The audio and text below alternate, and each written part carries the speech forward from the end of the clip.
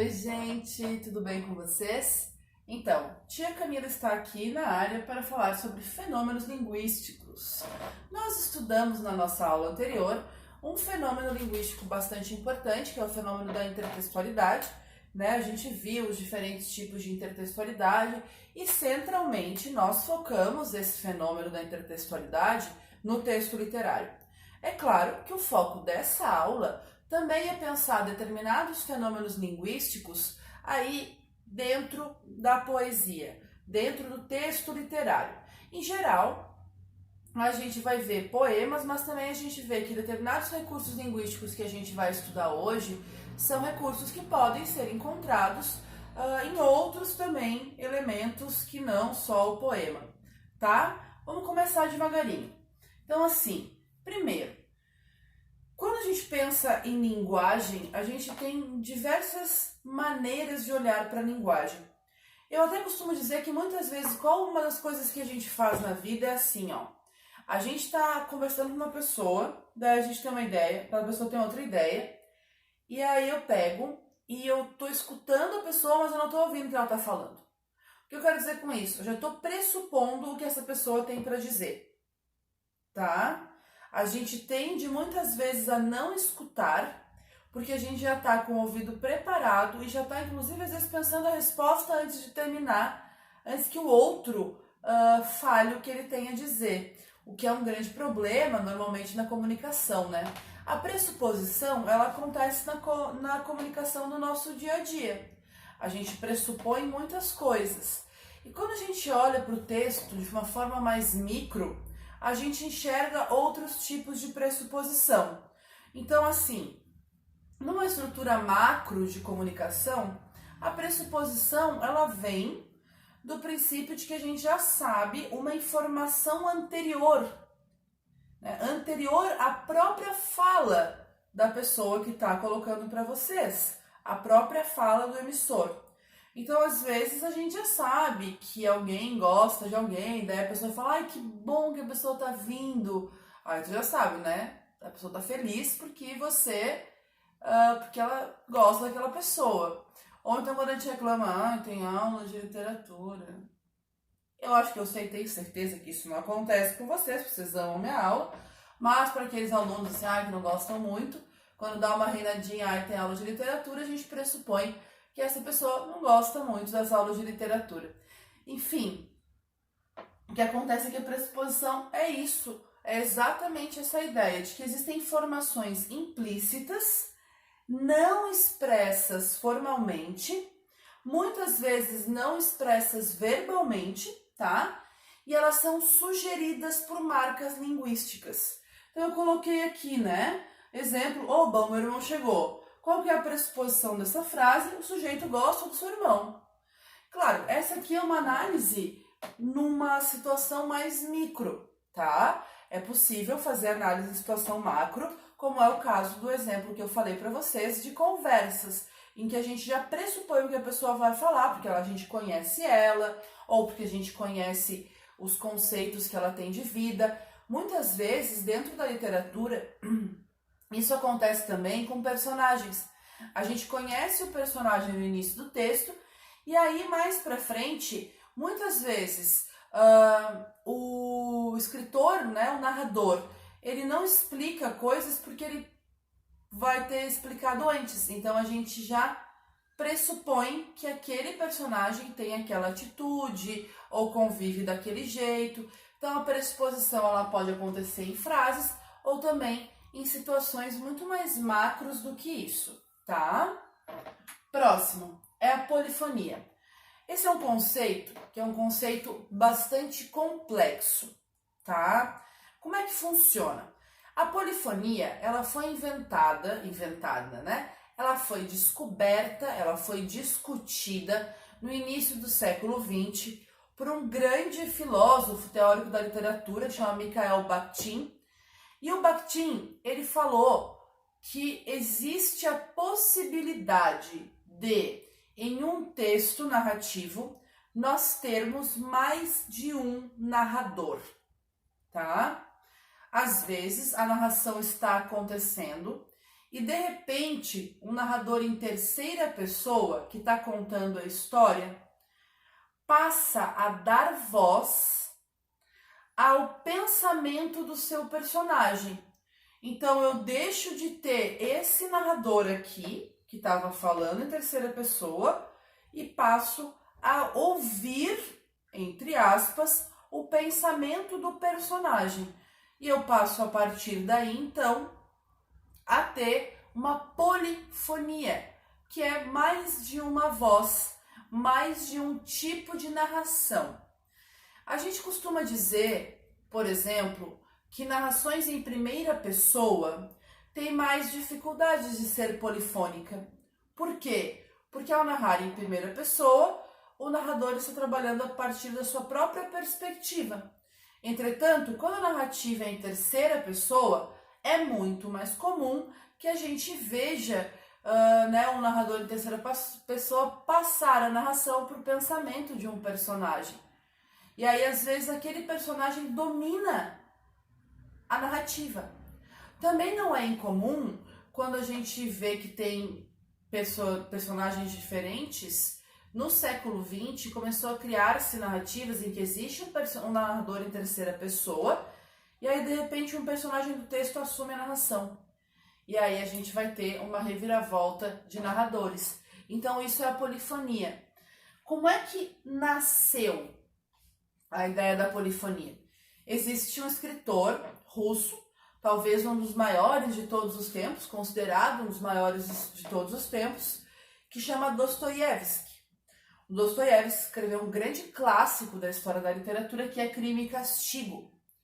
Em Crime e Castigo nasce o primeiro olhar sobre a polifonia. Inclusive, foi por causa desse livro que o Bakhtin vai descrever a sua teoria polifônica, tá bom? Próximo, ambiguidade.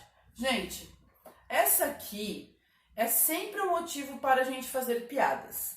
Não existe a possibilidade de olhar para ambiguidades e não fazer piadas. É sempre um clássico. Então, assim, ocorre quando um enunciado possui mais de um sentido. Tá? Então, assim, eu divido essa ambiguidade em três partes, que é a ambiguidade sintática, sonora e morfológica.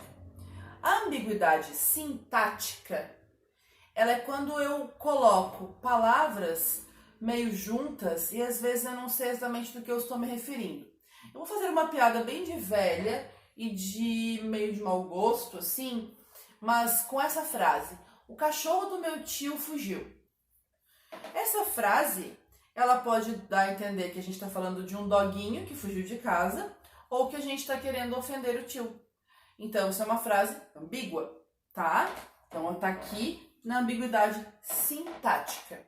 Agora sim, numa ambiguidade sonora.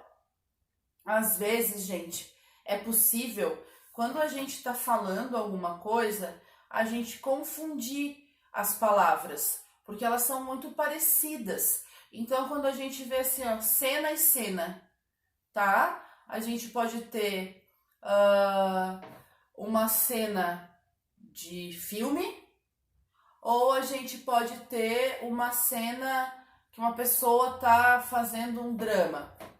É uma ambiguidade sonora. São duas palavras iguais que têm significados diferentes. Existem palavras também que podem ser parecidas, como docente e discente, daí eu falo muito rápido, elas podem ser confundidas. Isso pode acontecer. E existe também a ambiguidade morfológica, gente. A morfológica, ela vai se dar quando eu tenho uma mesma palavra, só que ela muda. Quer ver? Quando a gente fala para e para, tá? Para e para, elas não são só duas palavras iguais, que têm significados diferentes, mas elas têm classes gramaticais diferentes. Então, eu tenho para, que eu estou mandando a pessoa parar, por exemplo. Quando a gente faz isso, a gente está usando um verbo. Quando eu falo, esse é um presente para ela, eu tenho a preposição. Então, o que acontece aqui é que a gente, tipo, vai ter uma ambiguidade morfológica por causa da escrita da palavra. Ok? Vamos. Homonímia. Todas as palavras, elas acabam entrando aqui na ambiguidade, tá? Essas figuras que eu vou mostrar aqui. A homonímia são palavras que têm o mesmo som ou grafia. Elas são ambíguas. Então aqui, que é uma palavra homófona. Ela tem o mesmo som e grafia diferente. Calção e calção. O calção é a bermuda e o calção de dinheiro que você dá, quando você quer alugar um apartamento, você paga um pouco adiantado, você dá um calção para entrar no apartamento, tá? Faz parte da ambiguidade. Homógrafa. Elas têm a mesma grafia e sons diferentes, tá? Almoço e almoço. Ah, o almoço está pronto. Almoço, substantivo. Eu almoço todo dia ao meio-dia. Almoço, verbo. São escritas da mesma forma, tá? Mas elas têm um som diferente na hora de produzir. Por isso, homógrafa. Agora, perfeitas. São grafias e som idêntico, mas com significados diferentes. Tipo forma e forma, tá? A gente tem aqui... Desculpa, gente, a professora errou forma e forma. Era forma e forma. A gente tem a forma, né? Sei lá, esse mouse tem uma forma arredondada.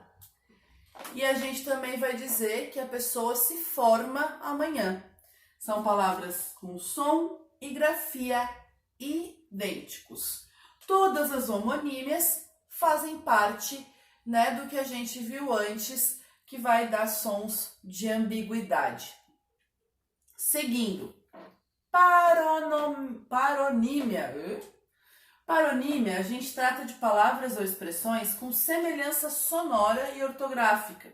Então aqui, ó, todos os cavaleiros que integravam a cavalaria do rei participaram na batalha. Cavaleiros, os homens, né, que andam de cavalo. Aqui, meu marido é um verdadeiro cavalheiro, abre sempre as portas para eu passar. Então, cavalheiro é um educado e cortês. Então, cavaleiros e cavalheiro tem uma semelhança sonora e uma semelhança ortográfica. Professora, por que ela não é uma homonímia? Olha só, aqui a gente tem que ter o mesmo de alguma coisa. Quando ela é homonímia, eu tenho ou o mesmo som, ou a mesma grafia, ou grafias e sons iguais. Por isso é homonímia, que é igual, tá? Agora, na paronímia, eles são parecidos. Aqui, tanto a grafia quanto o som são diferentes, mas são parecidos. É isso que separa esses dois elementos. Aí aqui, sinonímia. Gente, sinonímia é o uso de palavras com o mesmo significado, mas com estruturas diferentes. Na verdade, é quando a gente pensa em sinônimos. Aí eu botei aqui, inteligente, brilhante, culta e sábia. Isso aqui todos são palavras que caracterizam uma boa inteligência de uma pessoa. Então, isso aqui, ó, é uma sinonímia. Sinonímia. Ai, que difícil esses negócios. As palavras difíceis eu sei. A sinonímia, então, é isso. É quando eu utilizo sinônimos dentro do mesmo parágrafo, de uma mesma frase, para falar a mesma coisa. Nossa, como a professora Camila é inteligente, tão brilhante, culta, sábia, né? Eu acho que sim. Espero que vocês também. E aí, de qualquer maneira, eu vou ter aqui uma sinonímia. Acho que eu não vou conseguir acertar essa palavra nunca. Tá? Esses são recursos que a gente está utilizando para entender um pouco dessas estruturas de fala da linguagem literária. Eu tenho aqui uma antonímia. Pois muito bem, se a sinonímia é sinônimo, a antonímia é antônimo. Então, a gente usa a palavra oposta com significado excludente para reprisar uma contrariedade. Olha, a água é muito boa, o fogo é muito ruim. O amor engrandece as pessoas, o ódio só deixa as pessoas para baixo. O branco e o preto não se misturam quando nós colocamos as cores do apartamento. Então, eu estou usando antônimos para mostrar bem fortemente que existe uma contrariedade, para mostrar que existe uma exclusão de ideias dentro de uma frase, de um texto, de um parágrafo, tá certo? Então, assim, gente, os fenômenos linguísticos estão na página 75, lá na apostila 1 de vocês. Busquem para poder se organizar, para poder fazer os exercícios depois, que eu vou colocar para vocês ali na descrição da aula. Tá bom, gente? Ó, um beijo para todo mundo. Até semana que vem. Vamos se encontrar para discutir depois essas questões nas nossas videoconferências.